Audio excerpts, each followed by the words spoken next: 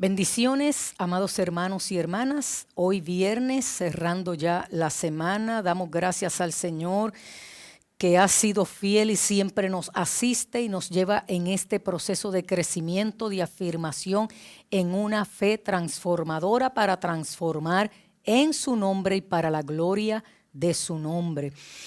En esta preciosa tarde te quiero compartir solo cuatro verdades bíblicas sobre las enfermedades y la muerte.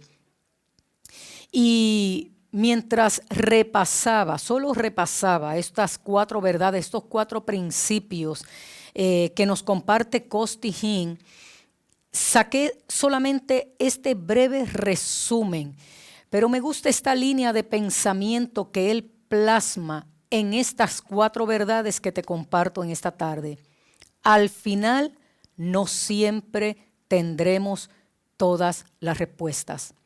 Dios sigue siendo Dios soberano sobre todas las cosas, el que todo lo sabe, el que todo lo ve y el que todo lo puede. Dios, el eterno, el santo. Entonces, agarrando este breve extracto de Costi Hinn, plantea estas verdades bíblicas, preguntas que todos nosotros en algún momento dado pudiéramos habernoslas hecho o otras personas nos hacen a nosotros. ¿Por qué la gente se enferma? Si Jesucristo llevó al Calvario toda enfermedad y toda dolencia, ¿por qué todavía hay enfermedades? Algunos se preguntan y podemos escuchar una diversidad de opiniones y explicaciones en cuanto al manejo de orar unos por otros por las enfermedades, pero simplemente vamos a atarnos a la palabra, vamos a irnos ligados a la palabra sobre esta pregunta tan común. ¿Cómo tratar la sanidad? Vamos a ver qué nos responde la Escritura en estas cuatro verdades. Verdad número 1. La enfermedad y la muerte entraron al mundo a través del pecado original. Como todos nosotros conocemos, el pecado original. Dice la palabra en Génesis 1:31, en el sexto día de la creación, la Biblia nos dice, Dios vio todo lo que había hecho y todo era bueno en gran manera y reposó Dios. Por lo tanto, hasta ese momento, en las Escrituras, en el plan original, en lo que Dios había diseñado para el ser humano, no estaban contempladas ni la enfermedad ni la muerte. No había pecado en el mundo, la enfermedad no existía y el hombre y la mujer estaban listos para disfrutar de una vida perfecta, con una relación perfecta con Dios. En cambio, fueron engañados por la serpiente, dice el libro de Génesis, y desobedecieron el único mandato que Dios les había dado para seguir. Esto es lo que conocemos como el pecado original, porque fue el primer pecado que el mundo conoció y resultó en una relación fracturada entre Dios y su creación. Lo puedes encontrar en Génesis capítulo 3. Y debido a que el pecado, el temor y la vergüenza sobrevinieron a la humanidad, las relaciones matrimoniales comenzaron a experimentar conflictos. Las mujeres comenzaron a experimentar dolor en el parto. El trabajo se volvió increíblemente difícil, pero lo peor de todo, la muerte entró en escena y la humanidad volvería al polvo. La enfermedad y la muerte vinieron entonces como consecuencia del pecado, del mundo caído en el que vivimos. Y debido al pecado necesitamos un Salvador. Y aunque el verdadero cristianismo espera, dice la palabra, Pablo lo dice en Romanos, espera ese día en que todas las cosas sean restauradas, hasta ese entonces debemos entender que la enfermedad y la muerte son parte de esta vida temporal.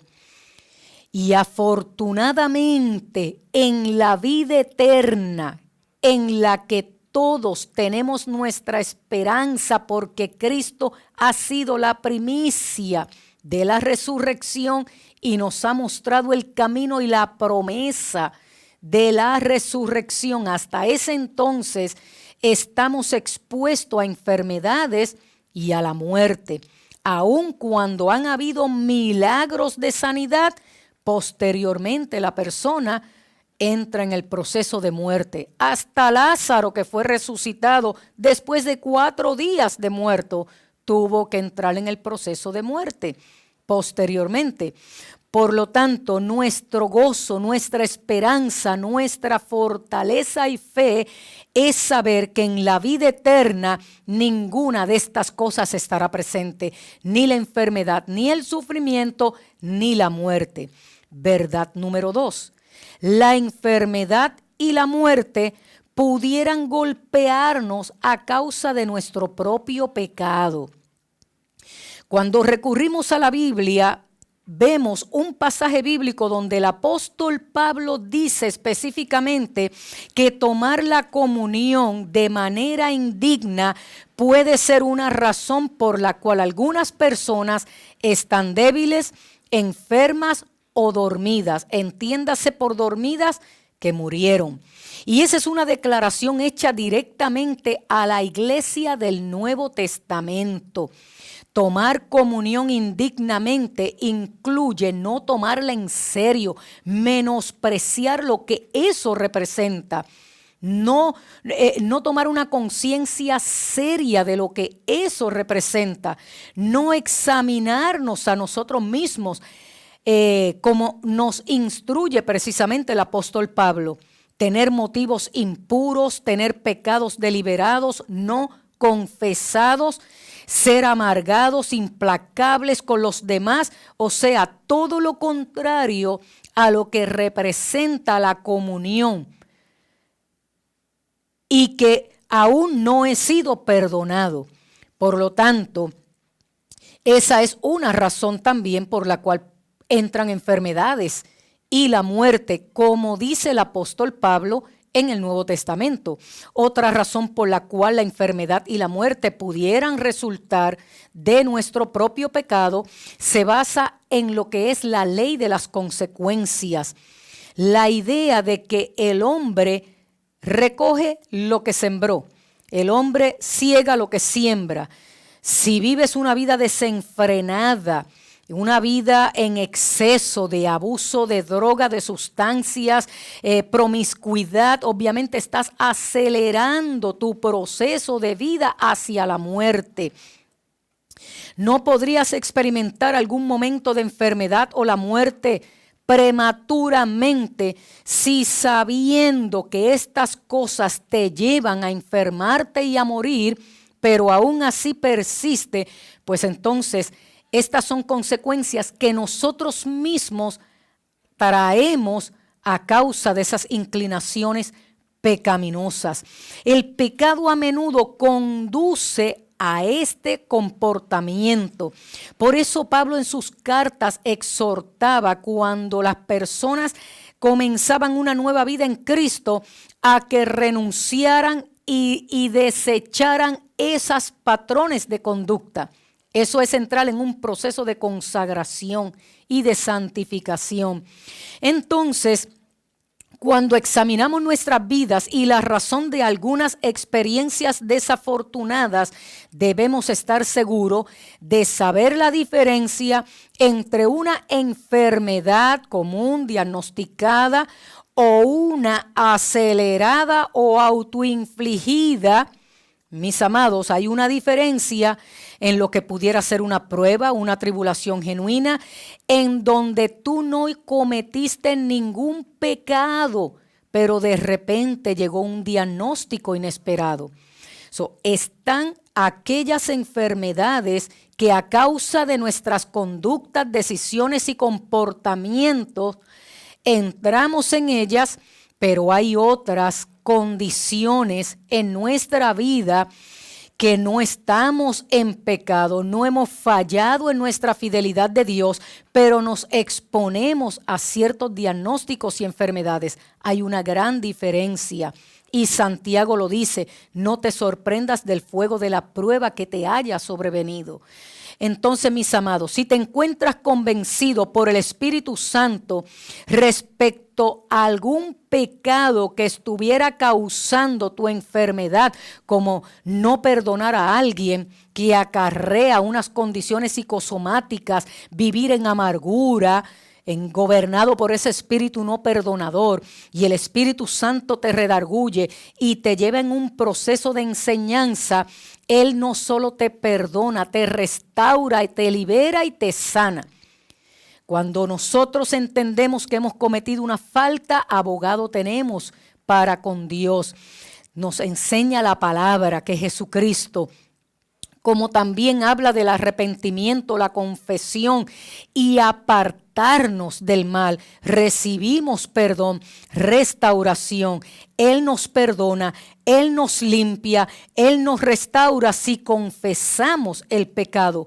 Y luego debemos ir donde esos mentores, esos pastores, para confesarles y afirmarnos en nuestro proceso de restauración. En esa dirección. Por lo tanto, la palabra dice que la oración del justo tiene un gran poder. La verdad número 3, la enfermedad y la muerte no siempre son el resultado de nuestro pecado.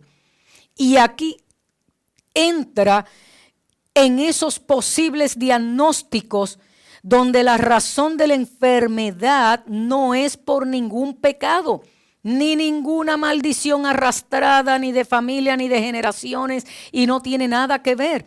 El ejemplo lo vemos en este pasaje bíblico, donde Jesús sana a un hombre ciego. Y aquellos estudiosos de la ley le preguntaban, ¿quién pecó, él o los padres? Porque la mentalidad era que todo pecado o toda señal para ellos de maldición, como estar ciego, no poder hablar o no poder escuchar, era símbolo o representaba el que esa persona hubiera cometido pecado. Y Jesús le dijo, ni él ha pecado, ni los padres de él han pecado. Esto es para que el Padre sea glorificado, para que Dios se manifieste, para que sea glorificado. Y mientras el día dure, voy a hacer las obras del que me envió. Esa fue la respuesta de Jesús. Y esa historia nos enseña lo que podríamos pensar que es la razón de la enfermedad, que no siempre tiene una razón específica.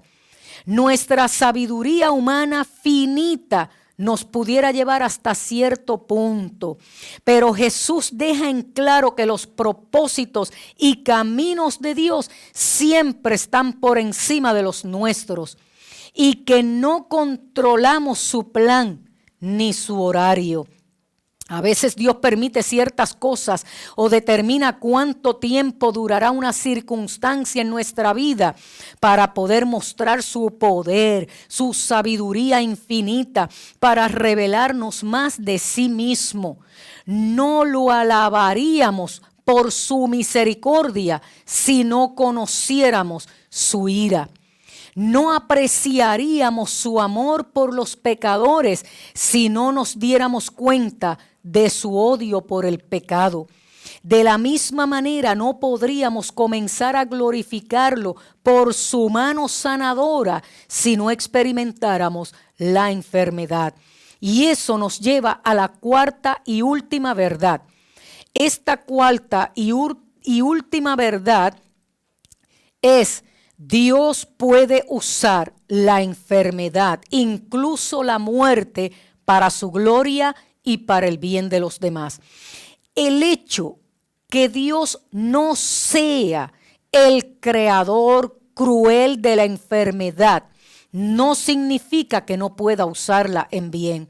Él es Dios y nada está fuera de su ámbito de autoridad.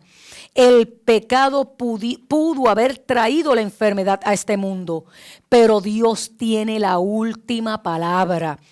Puede que estés pensando que esto suena difícil de entender, difícil de asimilar, difícil de digerir en cuanto a cómo Dios puede sacar provecho de una enfermedad. Pero antes de que hagas tu propio análisis, te invito a que profundices más. Número 1, en ninguna parte de las Escrituras encontramos a Dios como un abusador, como dice Jim, un abusador cósmico que se regocija en golpear a sus hijos con enfermedades en nombre del crecimiento de su gloria. Ese no es el Dios que conocemos a través de las Escrituras. Su gloria no crece con sus manifestaciones. Lo que crece es mi fe y mi conocimiento de su gloria completa y majestuosa que les rodea, presente siempre en él y parte de su esencia. Por lo tanto, la palabra nos da una perspectiva esperanzadora sobre la enfermedad, el sufrimiento, las pruebas, incluso la muerte. Nos ayuda a examinar los pedazos rotos que a menudo van dejando nuestros pies al caminar. Dios es lo suficientemente fuerte, sabio, poderoso para dar propósito incluso a nuestro dolor, a nuestra enfermedad, a los procesos de pérdida. Incluso si no nos saca del dolor inmediato, Él permanece firme y fiel, abrazándonos, sosteniéndonos, fortaleciéndonos y afirmándonos. Tú y yo experimentamos esto a menudo, más a menudo de lo que pudiéramos darnos cuenta.